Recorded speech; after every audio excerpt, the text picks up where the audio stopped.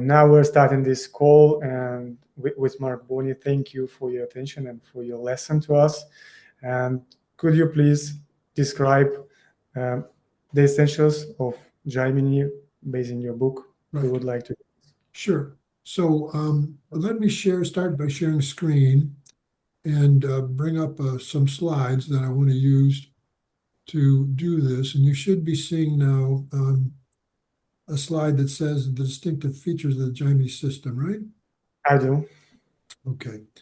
So the most distinctive and unique feature of the Jaimini system is that the different grahas, the planets in the chart, take on a special significance based on their degrees relative to each other, right? And so you'll have some planet in the chart, and this is important to understand, excluding Rahu and Ketu, that will be at the highest degrees regardless of sign. This becomes what's known as the Atmakaraka, or the indicator of self. And each of the grahas then take on that significance based on their degrees relative to each other. So the most important one of these is the one I just mentioned, the one that is the highest degrees among the grahas, excluding Rahu and Ketu. It becomes what's called the Atmakaraka, which means indicator of self. And it has something similarity to the first house, first lord of the birth chart, because it represents the individual, just like the first house, first lord of the birth chart.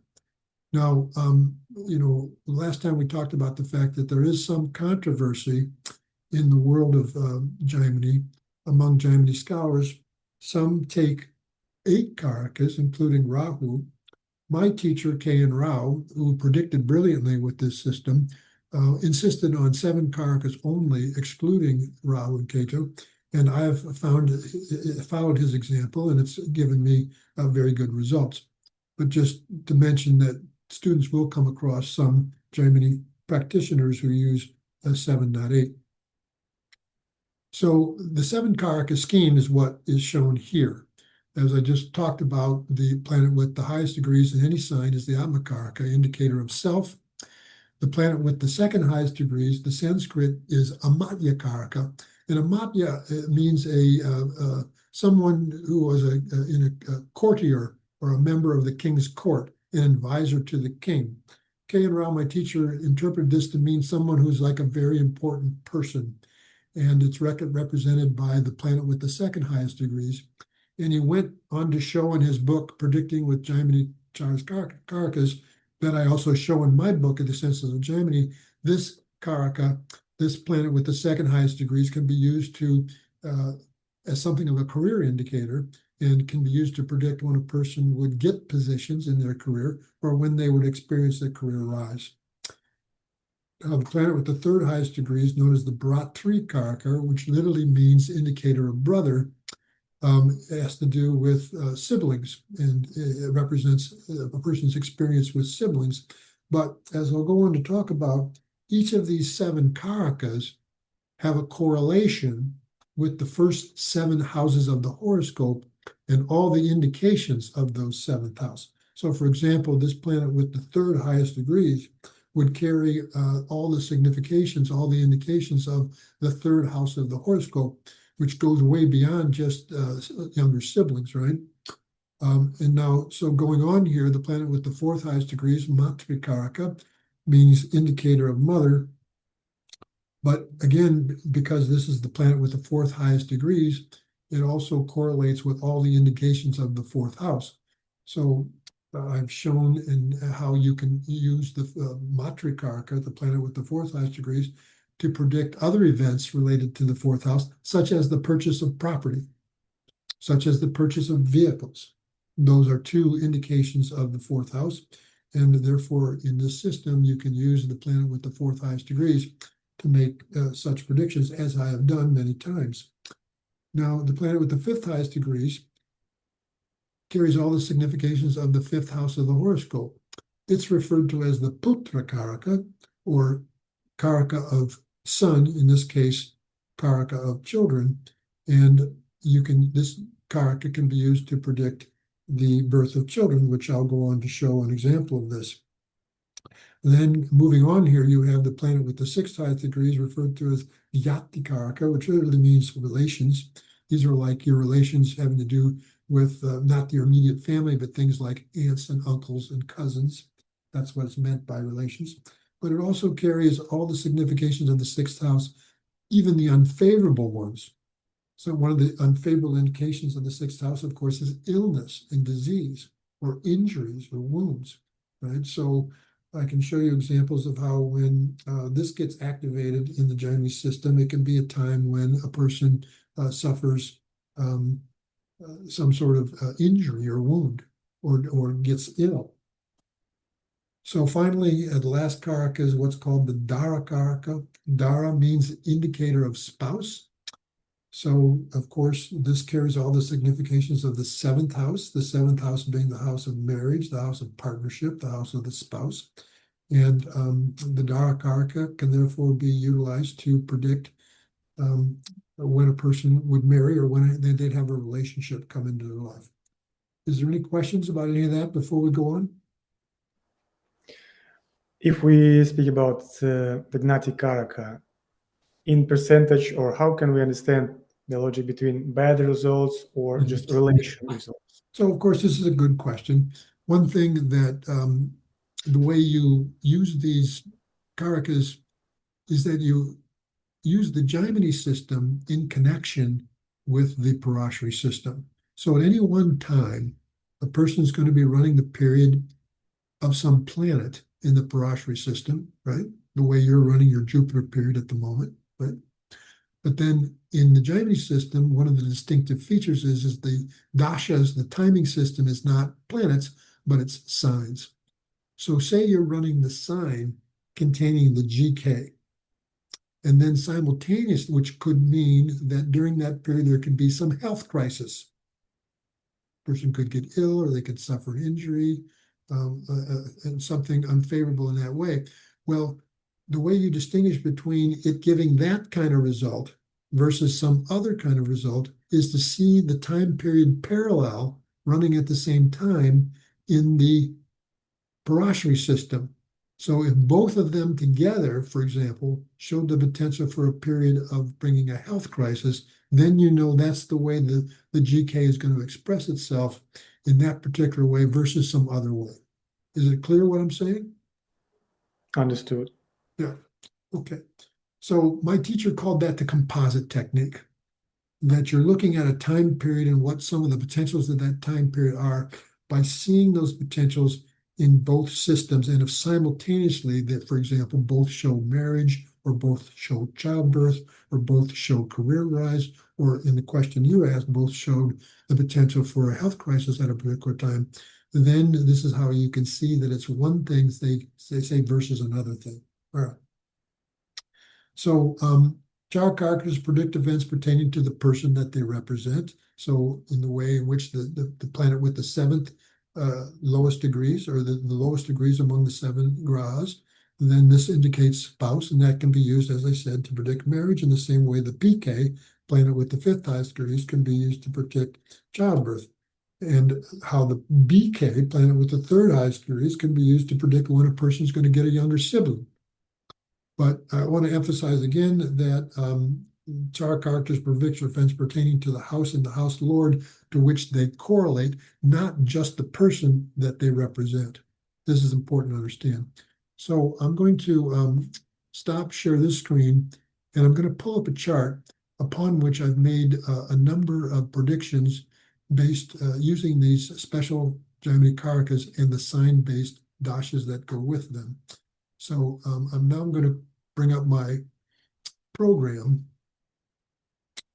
And I'm showing the charts here in both the South and North Indian style, because different students are used to seeing charts in different modes.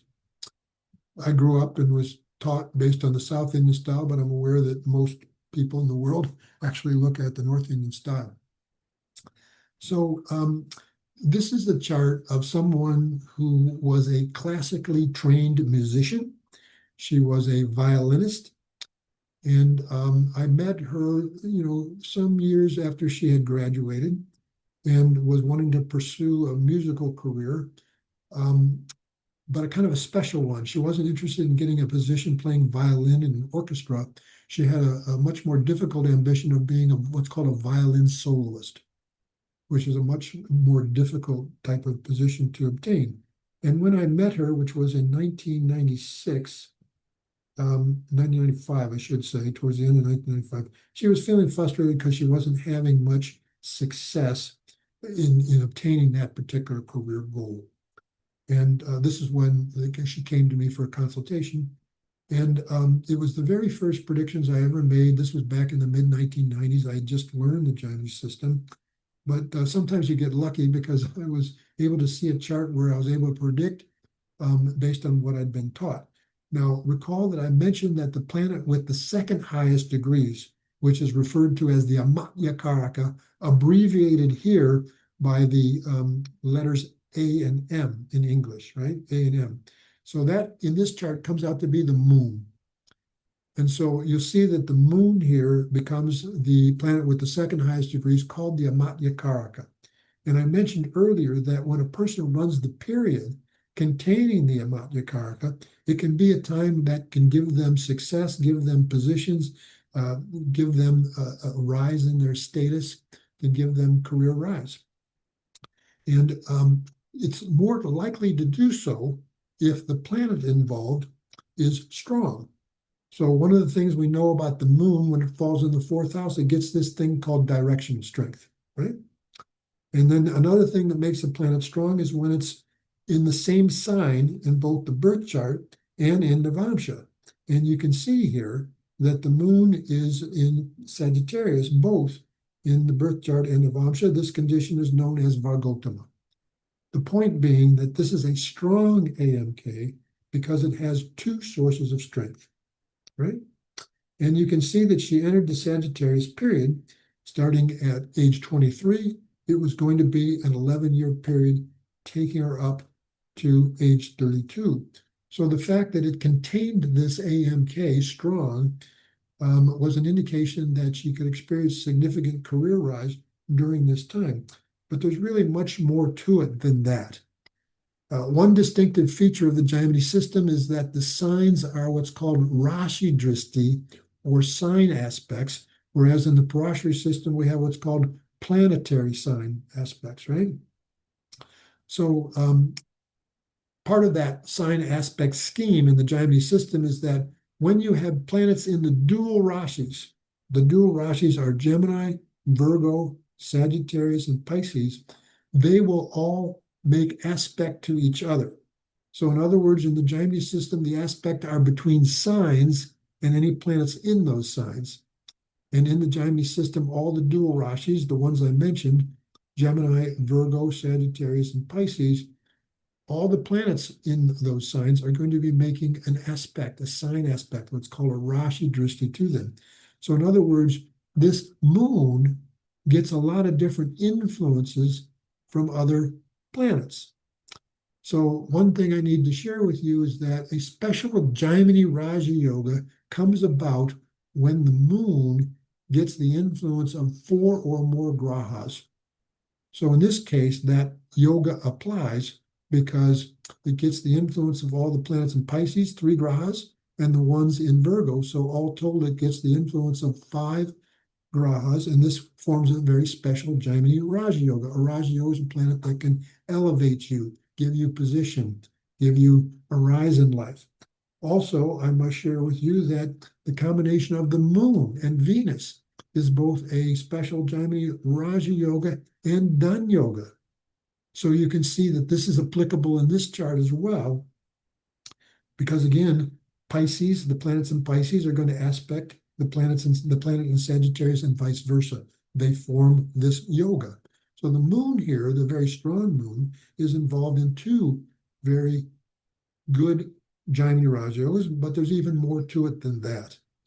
The planet with the highest degrees here is Saturn, abbreviated by the term AK, you can see. And again, just like the moon, the Saturn also has 2 sources of strength, because Saturn gets what's called directional strength in the 7th house. And it's also Vargotama, meaning that it's in Pisces in both the birth chart and in Navamsha. Do you see that? So we have a very strong AK and we have a very strong AMK, and they are in a mutual sign aspect with each other. This is one of the most potent, one of the most powerful Jaimini Raja yogas.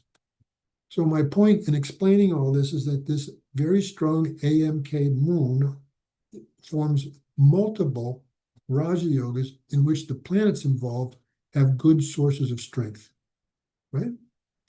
So what's the conclusion to all this? The conclusion is that in the Sagittarius period, these are going to get activated at some point, and she was going to experience a career rise. So what happened? So I believe so these are going to get particularly activated then when she runs the sub-period of the dual Rashis. So when she runs Gemini, when she runs Virgo, when she runs Pisces, which is going to get the influence of all these planets in these dual Rashis, these yogas is when they're going to get specifically activated in the major period of Sagittarius. So what happened in Sagittarius Gemini, she was invited to be the violin soloist of an orchestra in Germany. So it gave her her desired position in that particular sub-period. But then later on, in particular in the Sagittarius Pisces period, really activating the specific yogas that I talked about, the Moon Venus yoga, the AK-AMK yoga. This was very predictable that she would have a career peak at this time. And what happened, she developed a bunch of very innovative concerts to teach children classical music that became very, very popular. She became something of a minor celebrity, getting a lot of both TV and newspaper coverage. So it was very predictable using the Jaimini system, and I did predict it, that these particular sub-periods within the major period of Sagittarius were going to be especially good for her in terms of her career success. And that did, in fact, turn out to be the case. Now, I mentioned that, we see this also by coordinating similar periods in the Parashari system. So if you look at her, she was running Rahu at the time. And how do we interpret Rahu periods? They will give the results of the planets they're connected with. And who is Rahu connected with here? Saturn as a fifth lord, Venus as a ninth lord, and they're in a mutual aspect with Jupiter as ruling two angles. These form multiple Raja and Dan yogas in the Parashari system that we're going to come out strongly again in Rahu Saturn, because Rahu Saturn has such strength there, getting directional strength in the 7th house and being Vargotama. So this period of Sagittarius Pisces overlapping with Rahu Saturn is what I saw would be an especially good period for her, using the two systems together, both showing a career rise at a particular time. This is what my teacher referred to as the composite directive. This was the basis of my prediction about this particular period in life representing some sort of career peak. Is it clear? Are there questions? So do I understand clear that we need to compare the power of the planets in each sign, and these particular periods of the strongest planets will give the results if they're matching with this Rashi sign periods? What you're trying to coordinate is two time periods that look like they're going to be giving similar results in both systems. Mm-hmm. And of course, if the planets involved, one of the ways we identify that is the yogas that are being activated both in the Parashari system and the Jaimini system, and especially ones that have strength, because then they're going to give the strongest result. That was the case here for Sagittarius Pisces as a period and sub-period of the Jaimini system, and Rahu Saturn in the Parashari system. But for example, why it wasn't Rahu Venus? Because Venus is not Vargotama, for example. Rahu Venus gave us good result as well. Oh, but which was better, Rahu Saturn or Rahu Venus? If I recall correctly, it was Rahu Saturn. Right? Saturn again has two sources of strength there. It's got directional strength and it's also Vargotama. Venus, of course, has strength because it's in its exaltation sign. And by the way, the performing arts is ruled by the third house, third lord. And I mentioned that in the Jaimini system, the planet with the third highest degrees, which is the Bratri Karaka, the BK, takes on all the significance of the third house, third lord. So this is a person who's a classical musician. She performs as a violin soloist.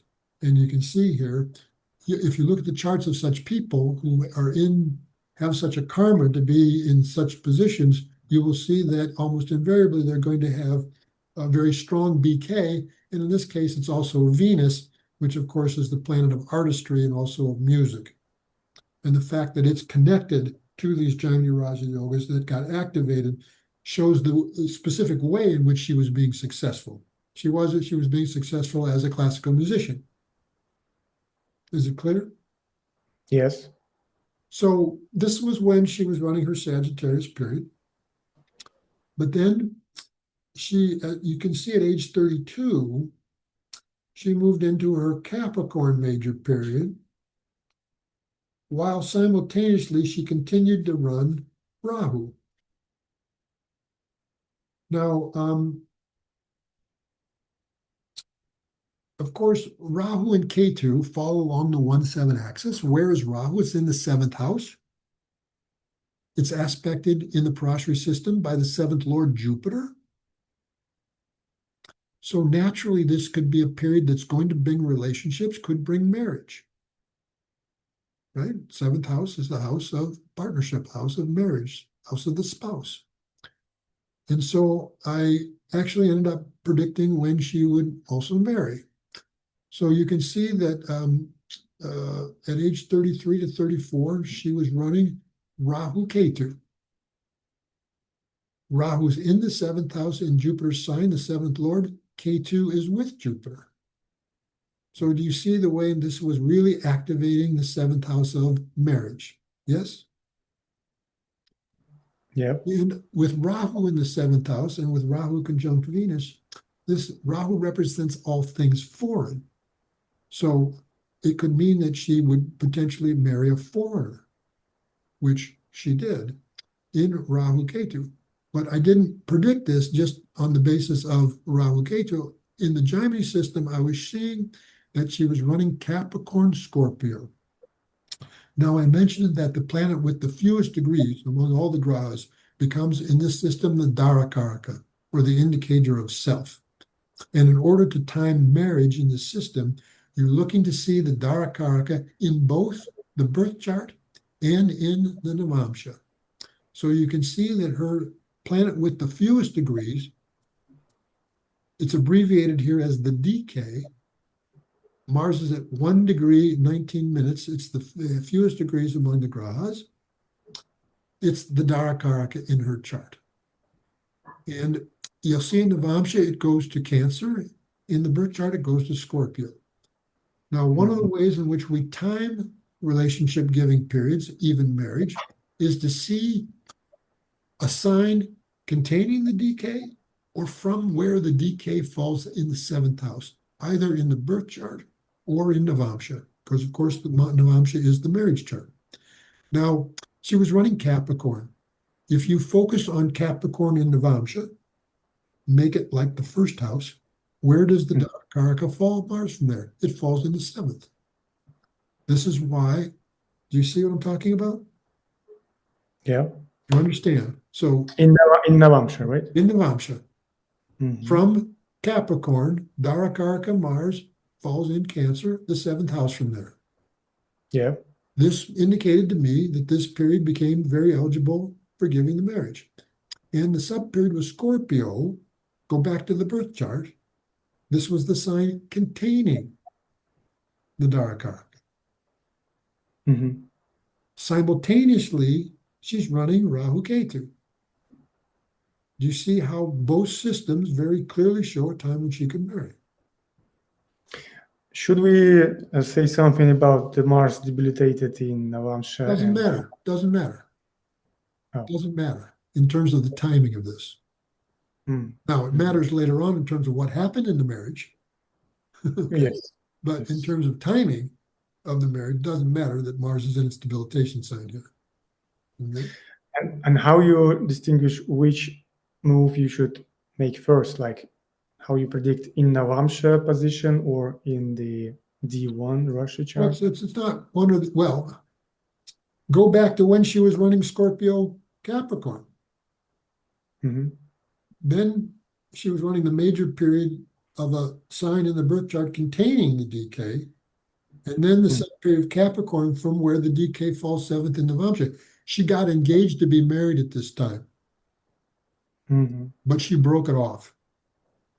So this was also timing a significant time in her relationship life. But you can see Saturn here is in their seventh house. It's with Venus. It's aspecting Jupiter. It was going to delay marriage. Saturn is an influence that can delay when affecting Venus, and seventh house, seventh lord can bring about a delay in a person's life. In the cultures that she grew up in, which was the Mormon culture, women often married pretty young. You can see she would have gotten engaged when she was only 20 years old. But it wasn't her karma to marry during that time. Her marriage was delayed based on the influence of Saturn here. She didn't marry until she was 33. I see. But what I'm showing you here is how I used the Jaimini system and the Darakaraka to time a period of time when she would marry, but I did so by coordinating that with an indication also in the Parashi system that was going to give this result, right? Right. Now again, she's running Capricorn. Which house of the horoscope is Capricorn? Going back to the birth chart, which house of the horoscope is Capricorn? The fifth. The fifth house, children. And Pitrikaraka is there, right? And the PK is there, absolutely. So now there's two indications that the Capricorn period is going to bring children, which of course I also predicted.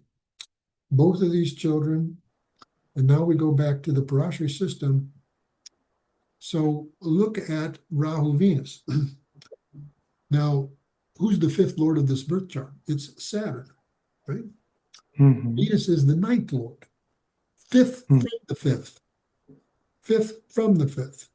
Always understand that planets in the ninth house or ruling the ninth house become eligible for giving children in the Parashari system because the ninth house is fifth from the fifth. You understand this?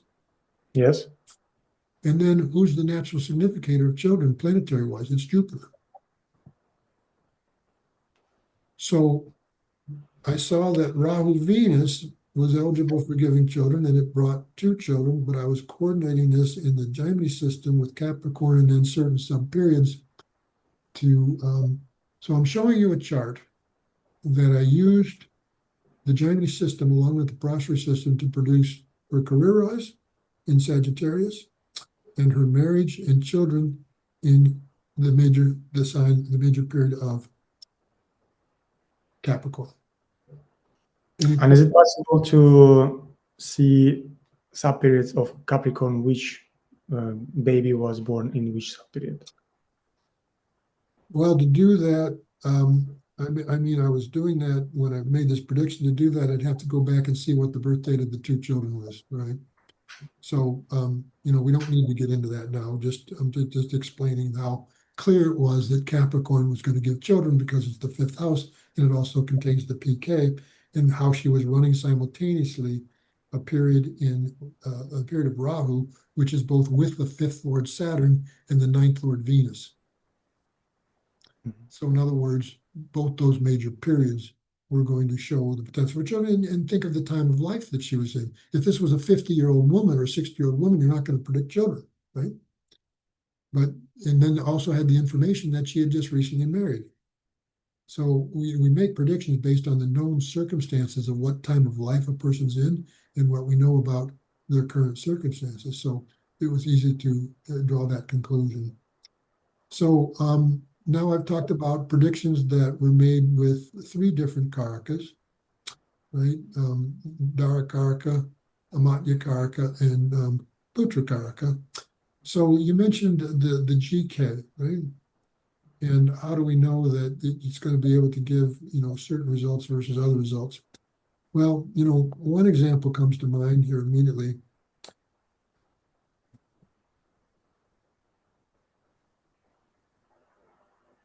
Wait a second.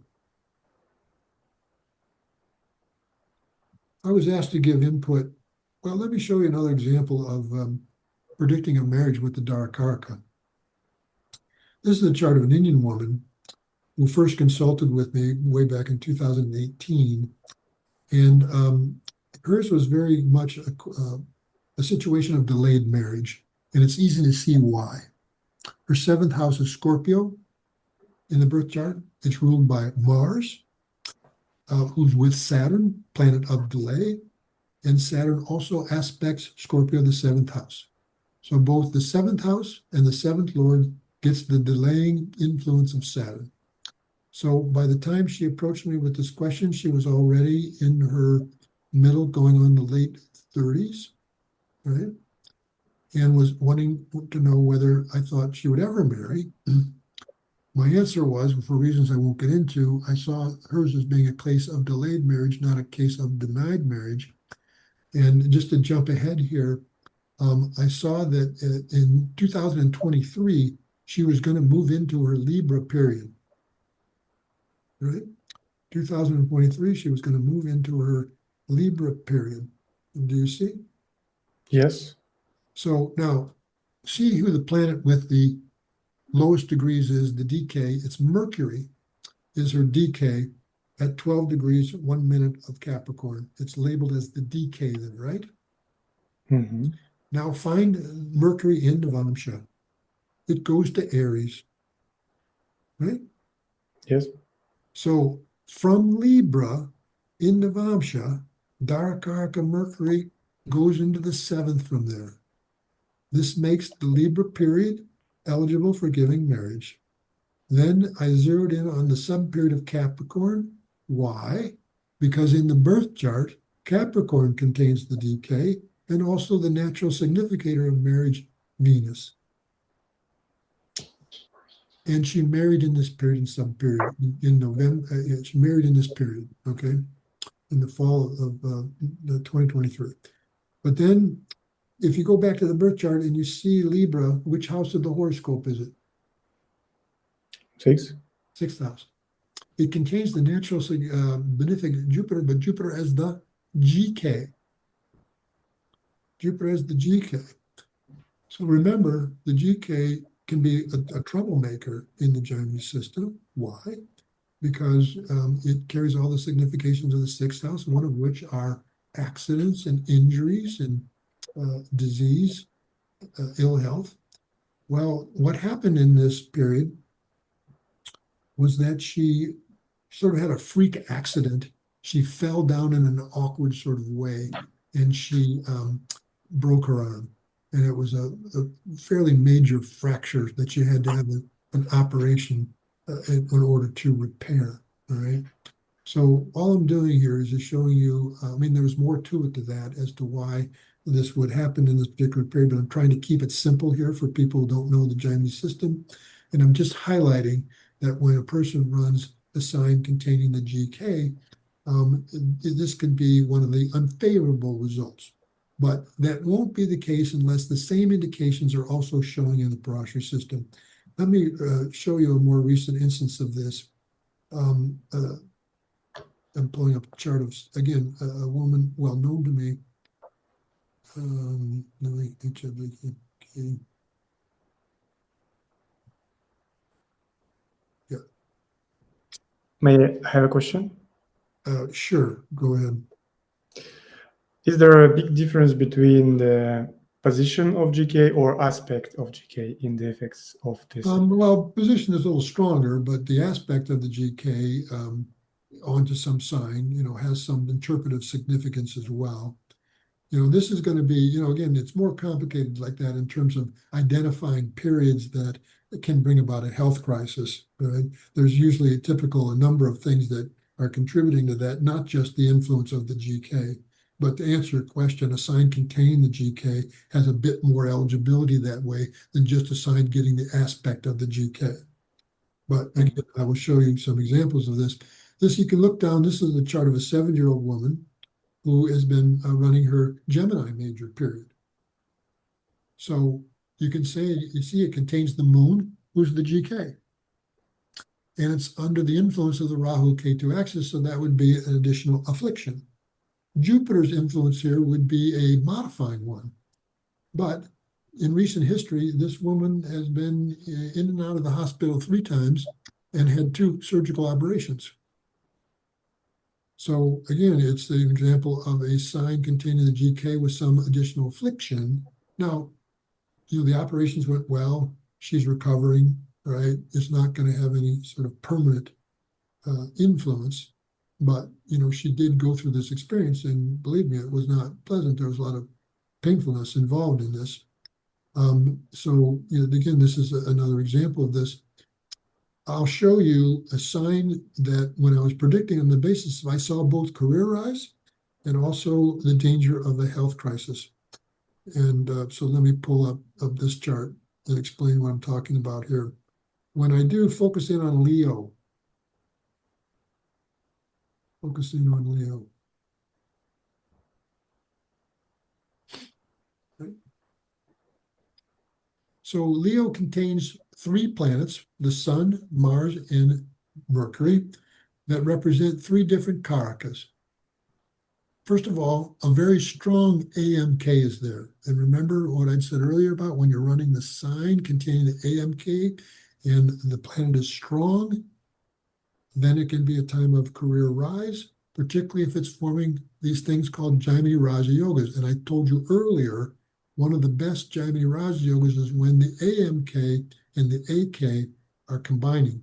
In this case, they're not conjunct, but they form a Rashi Drishti, a sign aspect with each other. Because in the Jaimini system, planets in the fixed signs like Leo aspect planets in the movable Rashis like Libra, except for the one next to them. So do you see that there is a Rashi Drishti between an exalted AK and a Swakshetra or own sign AMK? This forms a very good Jaimini Raja Yoga that when she ran her Leo period, which started back in 2022 at age 37, would get activated. This is the chart of a corporate lawyer who has had a good career. She was working for a firm, doing well with that firm, but she got recruited by a much more prestigious firm at a much higher level of compensation. So this, again, is a AMK that produced a career rise, something that was very predictable and something that I did predict. However, it also contains the GK. There's also that GK is with the DK, which plays the role of Marika. Remember, the DK has all the significations of the 7th house. One of the significations of the 7th house is that it becomes a Marika. And Mars, of course, is also a natural malefic. Rahu and Ketu also make a sign aspect, additionally natural malefics. And even though Saturn is the AK, it's also a natural malefic. And by the way, the Leo, in terms of human anatomy, rules the spine. It was discovered that she had a tumor on her spine that needed to be operated on and removed. So she had a major health crisis. Fortunately, the operation went well. She recovered and all that. But for a 6-month period, she had to spend time recovering from this operation. So this is a period that both gave her career rise based on the AMK and the significant Jaimini Raja Yogas that are formed, but also containing the GK with a lot of additional malefic influence. This was also something that I saw as the potential for this period. So other distinguishing features of the Jaimini system that I haven't mentioned. In the Jaimini system, we use these things called padas. Padas are how many signs a certain lord of some sign has gone forward in the zodiac and then counting an equal number of signs. Let me explain that by looking at a chart where I used this concept to make a prediction. This is the chart of an Indian woman. Her and her husband had a child, but then 9 years had gone by. They'd been trying to have more children, but they'd not been able to. And if you examine the factors in her chart related to karma with the 5th house, 5th lord, Jupiter, children, so on and so forth, you can see that they're very challenging. Trying to get the chart up here, hold on. Here it is. So if you look at the fifth house, it's ruled by Mars. Mars goes to the sixth house under the influence of Rahu Ketu. Right? Jupiter, the natural significator for children, is loses a planetary war, is combusted by the sun, and with the influence of Saturn. Saturn also influences Mars, the fifth lord. So you can see the factors in her chart here that make it difficult for her to conceive and have children. But she had been successful 9 years previous to when I was talking to her. And she was asking me, her and her husband, I was a guest in their home actually. They were asking me whether they thought they could ever have another child. And I saw a certain window coming up that I thought there was some possibility, because I was seeing that possibility both in the Parashar system and the Jaimini system. In the Jaimini system, she was running the Capricorn major period, right? So I had to ask myself the question, in any way in the Jaimini system does the Capricorn period become eligible for giving a child? And the only way this happens is through these things called padas.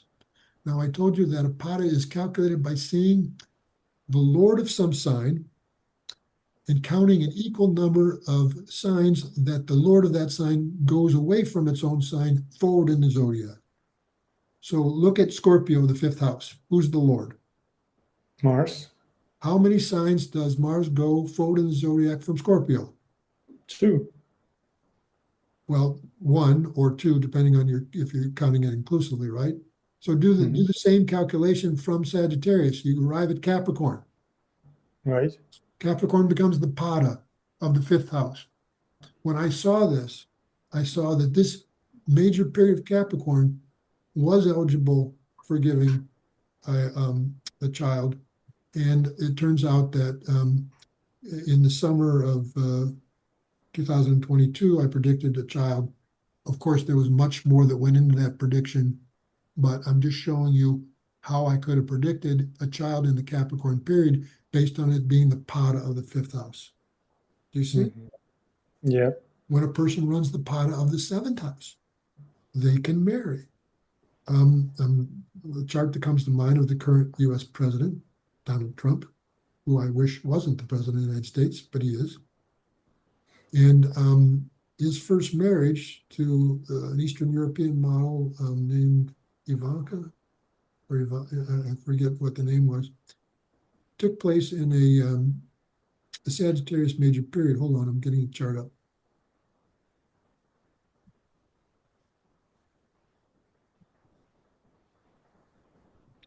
Well, the reason I can't find it is that I'm in the wrong database, sorry. Donald Trump, there he is.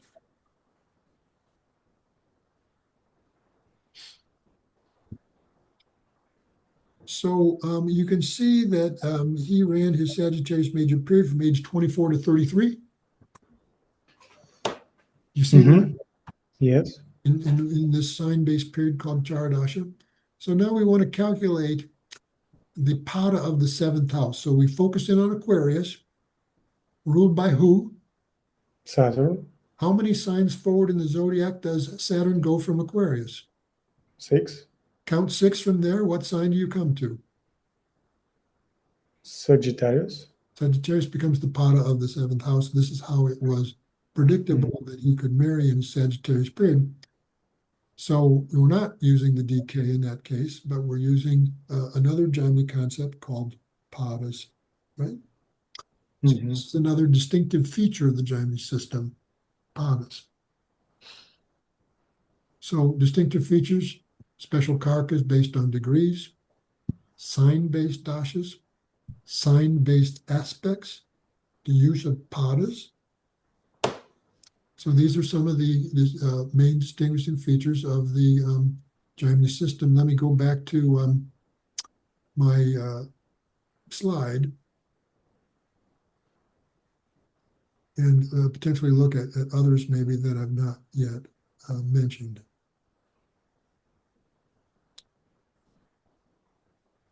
Well, one thing that we should understand is that there's no question of a Bhava Chalit house, a house chart versus a sign house, right? In the Jaimini system, sign always equals house. So this is something that students should understand. And then we talked about the fact that in the Jaimini system, the aspects are not between planets, but they're between signs. And the scheme takes some getting used to, but isn't that difficult to understand at all. The movable signs, Aries, Cancer, Libra, and Capricorn, aspect the fixed signs, Taurus, Leo, Scorpio, and Aquarius. They all aspect each other except for the one immediately next to them. So Aries is a movable sign, Taurus is a fixed sign, but they're right next to each other. So grahas, planets in those two signs, would not be making a sign aspect. And then all the dual rashis, Gemini, Virgo, Sagittarius, Pisces, as we saw, they all aspect each other. So planets become connected and aspect each other by being in certain signs that aspect each other. Is it clear? Yes.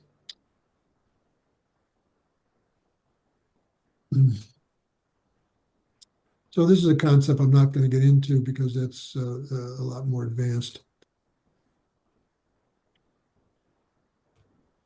So, basically, I think I mentioned the sign-based, the dashas in the Jaimini system are sign-based, and one in particular. So in Parashara Jyotish, we have the Vimshotri dasha. It's an all-purpose planetary dasha that can be used to predict all events on any chart. The Jaimini equivalent to that, at least according to my guru, and I go by this, is this thing called Chara dasha, is the primary predictive tool, but it's according to a certain calculation.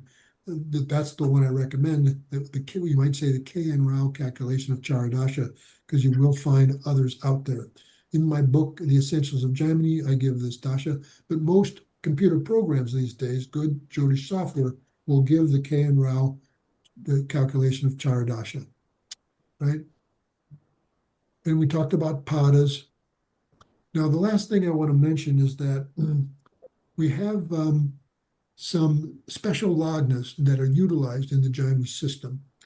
Probably the most important one among those are something called the Karakamsha lagna. And the way this is seen is that you find the planet with the highest degrees in the birth chart that becomes the Atmakaraka, and you see which sign it falls in the Navamsha. Whatever that sign is, that sign becomes the Karakamsha lagna, and you use that as a lagna back in the birth chart to see, you might say, static potentials of the birth chart and when those potentials get activated. So I want to show a very recent example of this. Many people may be aware that the Catholic Church recently elected a new pope. Mm-hmm. And we don't know his birth time for us to be able to determine what is the lagna. No birth time from a written record has yet surfaced. But in the Jaimini system, you can still see some static potentials as a result of using the Karakamsha lagna. If the moon doesn't become eligible for doing this, because the moon, of course, moves a lot in the 24-hour period. But to make a long story short, the sun in this chart has to be the Atmakaraka, the planet with the highest degrees among grahas. So again, how do we determine the Karakamsha lagna? We see where the sun falls in Navamsha. We see that it falls in the sign Sagittarius, right? Yeah. And then what we do is we use that sign as a lagna back in the birth chart. So I'm now making Sagittarius the lagna back in the birth chart. You see that? I do. No, that's not right. Wait a second. It's Karakamsha did something wrong here. This does not come up as it should be. Let me go back to the lagna is being shown here as Aries. It should be, oh, I see. It is showing as Sagittarius. All right, I take it back. All right. So Sagittarius becomes the first house. You see that? When we do when we're doing Karakamsha lagna, the lagna becomes Sagittarius. Do you see that? Mm-hmm. So there is a Jaimini Sutra that says from Karakamsha lagna, when Mercury is in strength in the 10th house, a person gets a very high status. And if that Mercury falling in the 10th house from Karakamsha Lagna in strength is under the influence of an additional natural benefic, then that success and high status gets sustained over time. So we don't know what this person's birth lagna is, although I suspect that it's Aries. He became Pope in the major period of Jupiter, regardless of what the correct birth lagna is. And you see Jupiter is the natural significator of religious figures, and you can see how strong it is in this chart because it's in its exaltation sign in Cancer and goes to its own sign in Navamsha. This is the kind of Jupiter you'll typically find in people who occupy positions like Pope of the Catholic Church. In fact, the last 4 popes had a very strong Jupiter in an angle.